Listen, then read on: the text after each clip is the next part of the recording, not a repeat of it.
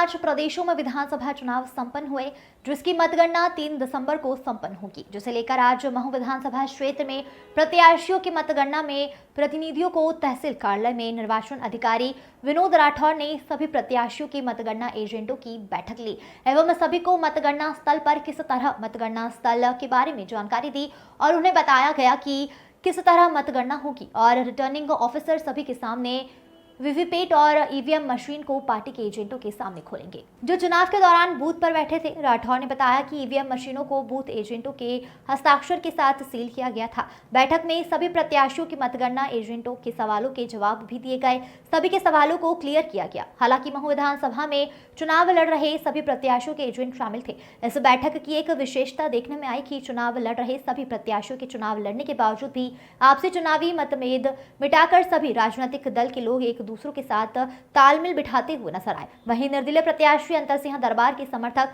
बड़ी संख्या में मतगणना एजेंट बनते नजर आए। इसके पीछे क्या रहस्य है, यह तो वही लोग जानते हैं। इस मौके पर निर्दलीय प्रत्याशी अंतर सिंह दरबार की मतगणना एजेंट प्रमुख रूप से वीरेंद्र सिंह गौड़, जय सिंह ठाकुर, अनूप दरबार, अशोक सैनी, बैकुंठ पटेल आदि प्रमुख रूप से उपस्थित रहे। महू से संजय वर्मा की रिपोर्ट। दिनांक 3 दिसंबर 2023 को जो हमारा मतदान हुआ है उसकी मतगणना होनी है।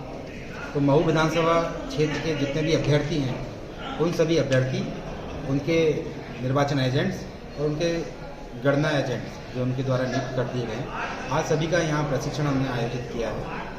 और इस प्रशिक्षण में सभी को जो चुनाव में मतगणना की प्रक्रिया रहती है उसकी जानकारी दी है और मतगणना के संबंध में जो नियम निर्देश हैं उनकी जानकारी सभी को दी गई है।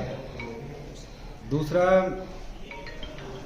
हम लोग सबसे पहले मतगणना में स्ट्रांग रूम कब खोलेंगे, पोस्टल बैलेट का स्ट्रांग रूम कब खोलेंगे, पोस्टल बैलेट की गणना किस प्रकार से रहेगी, पोस्टल बैलेट में जो अगर निरस्त होंगे या गणना में शामिल नहीं करने हैं जिन पोस्टल बैलेट को, उनके क्या आधार रहेंगे, उनकी जानकारी दी है। सीयू से हम गणना करेंगे तो कितनी टेबल रहेंगी, कितने राउंड्स रहेंगे, उनकी जानकारी दी है। अगर किसी मशीन में कोई मतगणना का परिणाम प्रदर्शित नहीं कर रही है या किसी पीठासीन अधिकारी ने मॉक पोल का डाटा क्लियर नहीं किया है मशीन से, तो इन मशीनों की गणना की क्या प्रक्रिया रहेगी, वो प्लस वीवीपैट से गणना अगर हमको करनी पड़ी तो उसकी क्या प्रक्रिया रहेगी, वो हमने पूरी जानकारी सभी को बताई है।